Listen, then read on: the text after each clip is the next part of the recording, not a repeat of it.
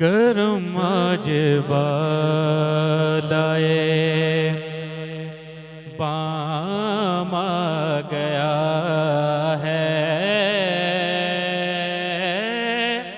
کرم آج بالائے، کرم آج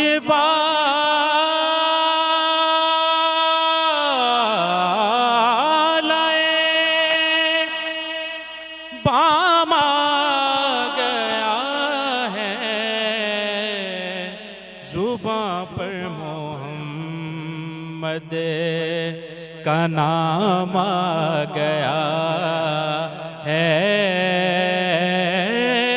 زباں پر محمد کا۔ اور میرے پاس کچھ بھی نہ تھا روزے محشر، میرے پاس کچھ بھی نہ تھا روزے محشر،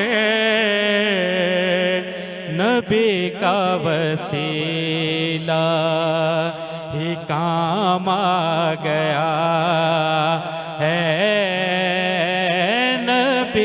کا وسیلہ ہی کام آ گیا ہے، کرم آج بالائے۔ اور مزہ جب ہے سرکار یہ محشر میں کہہ دیں، مزہ جب ہے سرکار یہ محشر میں کہہ دیں کہ وہ دیکھو ہمارا غلام آ گیا ہے، وہ دیکھو ہمارا غلام آ گیا ہے، کرم آج بالائے بام آ گیا ہے، کرم آج بالائے۔ سبحان اللہ سبحان اللہ، بہت ہی خوبصورت کلام ہمیشہ کی طرح محمود بھائی نے ایک پھر سحر طاری کر دیا سب پہ۔ بہت شکریہ محمود بھائی، اللہ تعالیٰ آپ کی توفیقات میں اضافہ فرمائے۔ بریک کے بعد ہم آپ کے سامنے دوبارہ سے حاضر ہیں۔ ہم ابھی کچھ گفتگو کر رہے تھے آف ریکارڈ، تو ڈاکٹر صاحب سے میری گفتگو ہو رہی تھی کیونکہ ایک ایسی شخصیت ہے جن سے بہت کچھ سیکھنے کو مل سکتا ہے اور مل رہا ہے ہمیں، تو انہوں نے مجھے ایک بڑی اچھی بات بتائی، میں چاہتی ہوں کہ میں آپ لوگوں سے ضرور وہ شیئر کروں، بلکہ میں چاہوں گی کہ ڈاکٹر صاحب خود اس کو بتائیں۔ قرآن کریم کے حوالے سے ڈاکٹر صاحب ایک بڑا اچھا فارمولا میں بتا رہے تھے، تو میں چاہتی ہوں ڈاکٹر صاحب آپ آن ایئر یہ بتائیں بات۔ بس وہ رمضان کے حوالے سے گفتگو ہو رہی تھی، رمضان کی بہار قرآن سے ہے، بے شک اس بارے میں احادیث بھی ہیں کہ قرآن جتنا زیادہ پڑھا جائے گا رمضان میں اتنی برکت ہوں گی۔ تو برکت جو ہوتی ہے ہم اس کو صرف ایک ہی چیز لے لیتے ہیں کہ مرنے کے بعد ثواب۔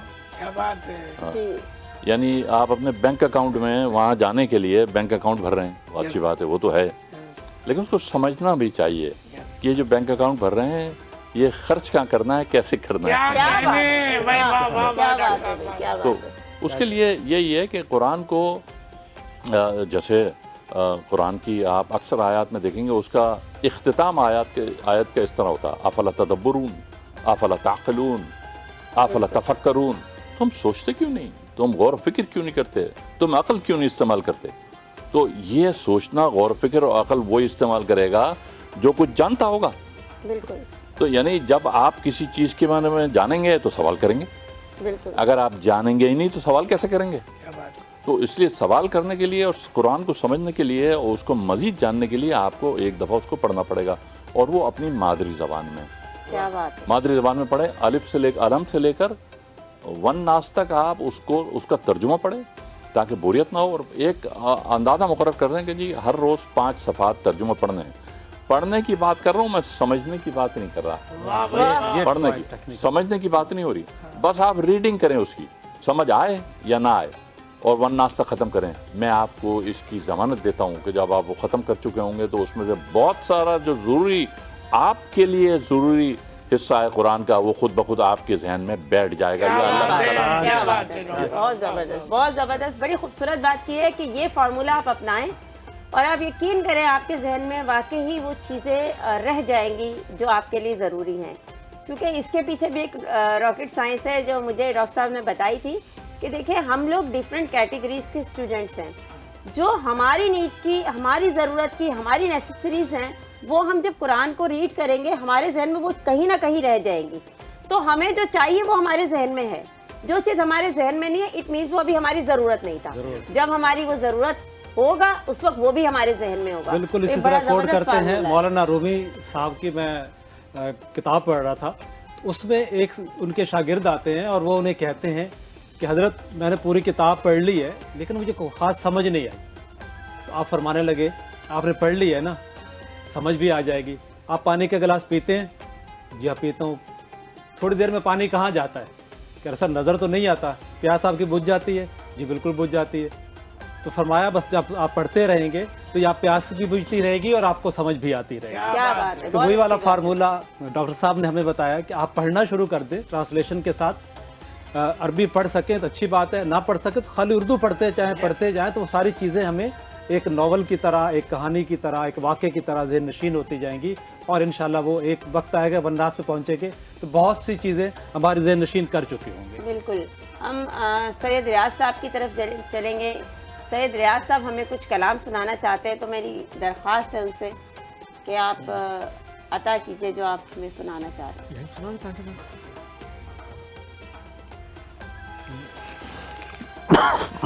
جناب امام حسن علیہ السلام کی 3 دن پہلے ولادت ہوئی ہے، اس حوالے سے میں اشعار پیش کروں آپ کی خدمت میں. بہترین ذوق سماعت کیوں یہ ہے، سماعت فرمائیے گا کہ میں ہوں حیدر کا پسر مجھ کو حسن کہتے ہیں. کیا بات ہے، کیا بات. میں ہوں حیدر کا پسر مجھ کو حسن کہتے ہیں، اماں زہرا کی امیدوں کا چمن کہتے ہیں، کیا بات ہے، کیا بات ہے. نور خالق کی تجلی کی کرن کہتے ہیں، اہل اسلام مجھے شاہ زمن کہتے ہیں. اپنے نانا کی شبیہ مجھ کو بنایا رب نے، پیکر دین کے ماتھے پہ سجایا رب نے. کیا بات ہے. حسن یوسف ہے میری ایک جھلک کا صدقہ، کیا بات ہے. حسن یوسف ہے میری ایک جھلک کا صدقہ، چاند تاروں کی چمک میری جبی کا قطرہ. طور پہ چمکا تھا جو ویسا ہے میرا جلوہ. ارے نور خالق نے میرے گرد بنایا حلقہ، اپنی مادر کی میں آغوش میں جب آیا تھا، سجدہ خالق کے اکبر میں مجھے پایا تھا. میں جو چاہوں تو ستارے کو بلا سکتا ہوں، کیا کہنے بھائی، کیا کہنے. چاند کو بھی پھر سے زمین پہ لا سکتا ہوں، کیا بات ہے، کیا بات. آسمان کھینچ کے میں فرش پہ لا سکتا ہوں، واہ بھائی واہ، کیا بات ہے. اور زمینوں کو ہی عرش بنا سکتا ہوں. کیا اچھا ہے بھائی، واہ واہ. ساری مخلوق پہ واجب ہے اطاعت میری، ساری مخلوق کو واجب ہے اطاعت میری، حد یہ ہے کہ شبیر پہ واجب ہے امامت میری. کیا بات ہے، کیا بات ہے. سبحان اللہ، سبحان اللہ. چند اشعار بہت مختصر پڑھوں گا میں. ساری مخلوق ہی سنتی ہے جو میں بولتا ہوں، اپنی گفتار سے کانوں میں رس گھورتا ہوں، سارے بکھرے ہوئے ارمانوں کو میں جوڑتا ہوں. جو بھی باطل نے بتائے ہیں کرے بنائے ہیں کرے توڑتا ہوں. میں ظلم سے ہی ظلم کرتا ہوں، میں قلم سے ہی کرم کرتا ہوں سر باطل کا. میرے تو نام سے کٹتا ہے جگر باطل کا. دل مومن میرا مسکن ہے یہیں رہتا ہوں. دل مومن میرا مسکن ہے یہیں رہتا ہوں. جس کی امید ہوئی ٹوٹی जिसकी उम्मीद हुई टूटी, इसे मैं कहता हूँ कि दिल पर दर्द की फरियाद को, दिल पर दर्द की फरियाद को मैं सुनता हूँ। वही महफूज पर तकदीरों को मैं लिखता हूँ। क्या अच्छा है भाई, वाह मैं भी मोमिन का मददगार हूँ बाबा की तरह, वाह क्या बात है। मैं भी मोमिन का मददगार हूँ बाबा की तरह, बाब रहमत हूँ बनाया गया नाना की तरह। क्या क्या बात कहने, है, क्या क्या बात है। कहने। सुभान अल्लाह भाई, सुभान अल्लाह। मेरी माँ को कहा कुरान ने, मेरी माँ को कहा कुरान ने कौसर किया था। क्या कहने। मेरे बाबा को बनाया गया सबका मौला। क्या बात है, क्या बात। मेरी तौसीफ में कुरान ने कसीदा लिखा। क्या कहने, क्या कहने। खुद मिल जाएगी उसको जो करे मेरी सना, आहा, खुद मिल जाएगी उसको जो करे मेरी सना। आखिरी शेर समाप्त फरमाइए कि आज महफिल में ये रिजवान ने मांगी है दुआ, वाह आज महफिल में ये रिजवान ने मांगी है दुआ। या खुदा सदके मेरे शब्बर के मिले सबको जजा, क्या कहने। या खुदा सदके में शब्बर के मिले सबको जजा। क्या बात, बस मोहम्मद वाल मोहम्मद बहुत ही सल्लल्लाहु खूबसूरत कलाम था, क्योंकि जाहिर है हम अफ्तार की घड़ियों की तरफ गामजन हैं, तो हमारे पास दामन वक्त में गुंजाइश भी कम होती है, तो मुझे गुफ्तगू को समेटना है। तो मैं गुजारिश करूँगी मुफ्ती साहब से कि आप कोई मैसेज जो हमारे आवाम को देना चाहें ख़वातीन के हुकूक़ के हवाले से। बिस्मिल्लाह अल्हम्दुलिल्लाह रब्बिल आलमीन। ख़वातीन के हुकूक़ जो हैं इस्लाम ने बड़े वाज़ेह बयान किए हैं। वो ख़ातून जिस सूरत में भी हो, जैसे बीवी की सूरत में मैंने आपके सामने पहले रखा था, जी जी, अगर वो बच्चियों की सूरत में हो तो नबी करीम सल्लल्लाहु अलैहि वसल्लम की नबूवत वाली ज़बान से उस हवाले से दो फरामीन हैं, आपके सामने पेश कर देता हूँ। पहला फरमान ये है कि नबी सल्लल्लाहु अलैहि वसल्लम फरमाते हैं कि अगर किसी के यहाँ दो बच्चियों की विलादत हुई और उस वालिद ने और वालदा ने मिल के उनकी अच्छी तरबियत की, तो कल नबी करीम सल्लल्लाहु अलैहि वसल्लम फरमाते हैं कि वो वालिद मुझ नबी के साथ ऐसे होगा जैसे ये दोनों उंगलियां एक साथ। क्या बात है, क्या बात, क्या बात है। सही सनद के साथ ये रिवायत मौजूद है। और दूसरी हदीस नबी करीम सल्लल्लाहु अलैहि वसल्लम की ये है कि प्यारे पैगंबर सल्लल्लाहु अलैहि वसल्लम फरमाते हैं अगर किसी के यहाँ 3 बच्चियाँ हुई, और इससे पहले का कॉन्सेप्ट भी हमारे दिल और दिमाग में होना चाहिए कि एक वक्त था कि जब बच्चियों को और औरतों को बिल्कुल बच्चों को विरासत से महरूम रखा जाता था। तो अल्लाह रब्बुल इज़्ज़त ने उनको विरासत में भी हक़ दिया और दुनिया में उनको ऐसा मकाम दिया, मुआशरे में उनको ऐसा बाबरकत बनाया। नबी सल्लल्लाहु अलैहि वसल्लम फरमाते हैं जिसकी 3 बच्चियां हों वो ख़ातून की सूरत में, जाहिर सी बात आगे मुआशरे में जाएंगी, तो अल्लाह रब्बुल इज़्ज़त कल क़यामत वाले दिन उन 3 बच्चियों को वालिदैन के जहन्नम के सामने आड़ बना दे। वो तीनों बच्चियां जहन्नम की आग से आड़ बन के अपने वालिदैन को जन्नत में लेके जाएंगी। और जैसे आपने अर्ज़ किया था, खुरम साहब हैं गालिबन आपका नाम, तो मुस्लिम मुआशरे के अंदर ख़वातीन का बाज़ुकात ऐसा किरदार है जो कि मर्दों का भी नहीं है। अब देख लें आप, इमाम बुखारी रहमतुल्लाह अलैह हैं जिन्होंने नबी सल्लल्लाहु अलैहि वसल्लम के फ़रामीन पर, अहादीस पर ऐसा काम किया है जिससे कोई भी मसलक जो है वो गनी नहीं हो सकता। हर एक की ज़रूरत है और इस्लाम को समझने के लिए बुनियादी हैसियत हासिल है उनकी किताब को, जिसका नाम सही बुखारी है और सबसे ज़्यादा सही तरीन अहादीस की कुतुब में है अल्लाह रब्बुल इज़्ज़त की किताब के बाद, यानी कुरान मजीद के बाद। तो उनके वालिद साहब बचपने में ही वफ़ात पा गए थे, तो उनकी वालदा ने उनकी तरबियत की, उनकी वालदा ने ऐसी तरबियत की और वो फिर उनकी बिनाई भी चली गई थी। वालदा ने दुआएं की, अल्लाह रब्बुल इज़्ज़त ने बिनाई लौटा दी और तरबियत एक ख़ातून ने की थी, वो मुस्लिम मुआशरे की ख़ातून थी। तो अल्लाह रब्बुल इज़्ज़त ने उनसे इतना बड़ा काम लिया कि रहती दुनिया तक उनकी ये खिदमत को जुटलाया नहीं जा सकता। क्या बात है, बहुत ही खूबसूरत यही मैसेज क्वेश्चन दिया। हम लेके चलते जी। हैं मौलाना साहब की तरफ। अल्लामा वक्त साहब। की किल्लत है, تو گزارش یہ ہے کہ اس لحاظ سے بالکل شارٹ اور پریسائز میسج ہوگا. عزیزم، حق کو حقدار کو دینا یہی عدالت ہے. کیا حق کو حقدار کو دینا یہی عدالت ہے، اور اللہ عادل ہے. واہ. اللہ نے جو حقوق جس کو دیا، اب فار ایگزامپل اگر مچھلی یہ کہے کہ مچھلی یہ مطالبہ کرے کہ مجھے پیر کیوں نہیں دیے گئے، اللہ نے مجھے اس حق سے کیوں محروم رکھا، تو کیا یہ معقول جواب ہوگا؟ کیونکہ پیروں کی اس کی ضرورت ہی نہیں تھی، اس کو تو پانی میں رہنا تھا، اس کو وہ دیے. اب اگر کوئی اور سا جانور گھوڑا کہے کہ مجھے سونڈ کیوں نہیں دی گئی ہاتھی کی طرح، تو آواز آئے گی تم اس کے حقدار ہی نہیں ہو، تمہیں یہ چیز ضرورت ہی نہیں ہے، تم اس کے قابل ہی نہیں ہو، کیونکہ تم آرام سے اپنا جو کھانا ہے اسے چل سکتے ہو. تم ہاتھی کی طرح لمبے قامت نہیں ہو کہ تمہیں سونڈ سے اپنا سامان اٹھا کے اپنے لبوں پہ رکھنا پڑے اور پھر تم اسے کھاؤ. تو یعنی حق کو حقدار دینا یہ عدل ہے. اور جب ہم عدالت کی بات کرتے ہیں، اللہ نے عدل کا سسٹم اس دنیا میں ایسا بنایا ہے کہ ہر کسی کے جو حق ہیں، جو ضروریات ہیں، وہ اس کو دی گئی ہیں. عورت جس طرح سے ملٹی ٹاسکنگ کر سکتی ہے، مرد اس طرح سے ملٹی ٹاسکنگ نہیں کر سکتے. یعنی ایک ہاتھ میں بچے کو تھام کر دوسرے ہاتھ سے روٹی بیلنا، تیسرے میں فون میں اپنی امی سے بات کرنا، یعنی ملٹی ٹاسکنگ. لیکن مرد کبھی یہ ملٹی ٹاسکنگ نہیں کر سکتا. مرد اگر فون پہ بات کر رہا ہوگا، اگر یہاں پہ ہم دو بات کرنا شروع کر دیں تو وہ اٹھ کے چلے جائیں گے اور وہ وہاں پہ جا کے سکون کا دیکھیں گے کہ کہیں سکون ملے تاکہ میں ایک چیز پہ فوکس کر سکوں. تو یہ خاتون ملٹی ٹاسکنگ کر سکتی ہے. اور یہ خاتون کی، کیونکہ وقت کم ہے اس لیے میسج یہ ہے کہ خاتون جب گھر میں ہوتی ہے تو ایک گھر آباد کر دیتی ہے.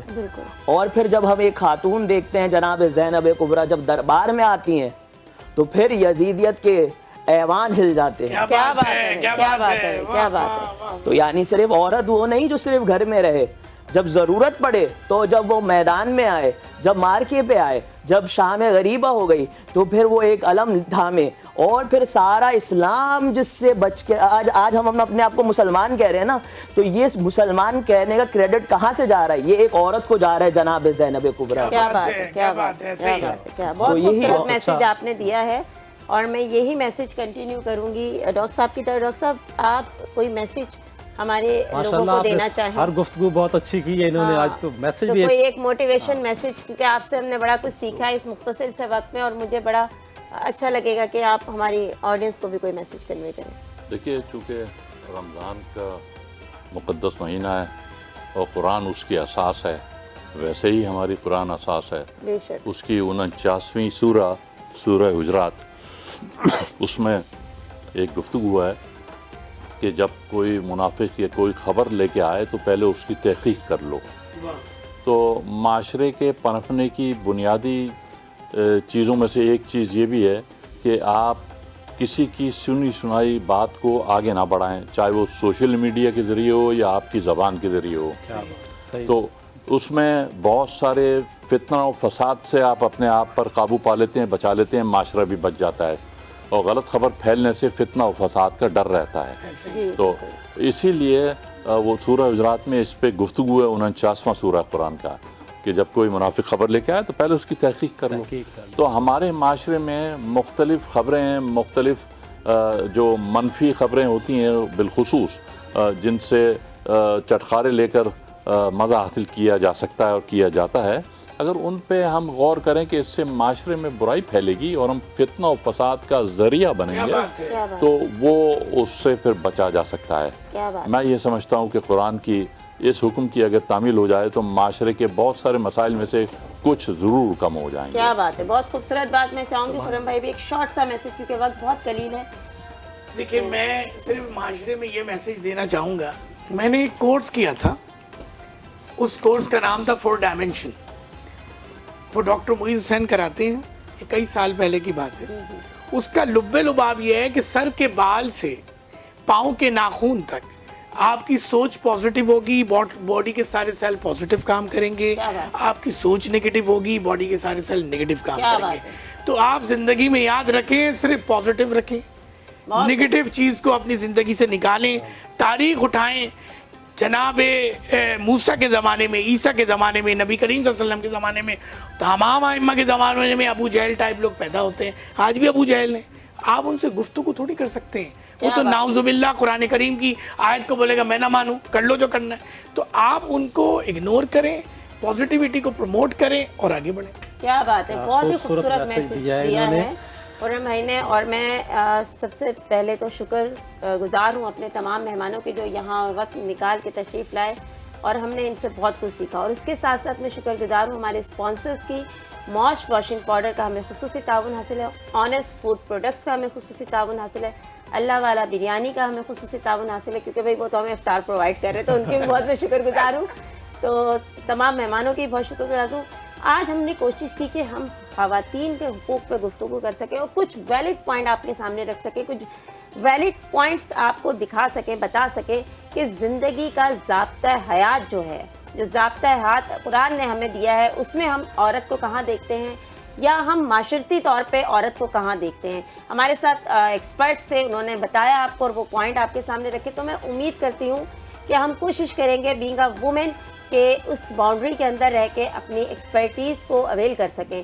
دوسرا میں یہ میسج دینا چاہوں گی کہ آپ لوگ رمضان کے اس بابرکت مہینے میں کوشش کریں کہ اپنے آس پاس کے لوگوں کا خیال رکھیں, پازیٹیوٹی دوسروں تک پہنچائیں. جیسے خرم بھائی نے بھی کہا, خود پازیٹیو رہیں, دوسروں کو پازیٹیو رہنے دیں, اور صرف خیر سگالی کا سوچیں اور دوسروں کی ٹانگ کھینچنا چھوڑ دیں. جیسے ہی بہتر وہ سوچیں گے, جیسے ہی پازیٹیو سوچیں گے, ویسے ہی آپ کی ویوز کریٹ ہوں گی اور اسی طرح آپ کی باڈی کام کرے گی. جیسے آپ کی باڈی کام پازیٹیولی کرتی جائے گی تو آپ آٹومیٹیکلی پازیٹیو ہوتے جائیں گے اور آپ کا معاشرہ بھی پازیٹیو آپ کو نظر آئے گا. آپ کی مرضی ہے آپ نیگیٹو دیکھیں یا پازیٹیو دیکھیں. یہ آپ کی تھاٹ پہ پروسیس پہ کام کر رہی ہے کہ آپ کسی بھی پہلو کو دونوں طرح سے دیکھ سکتے ہیں.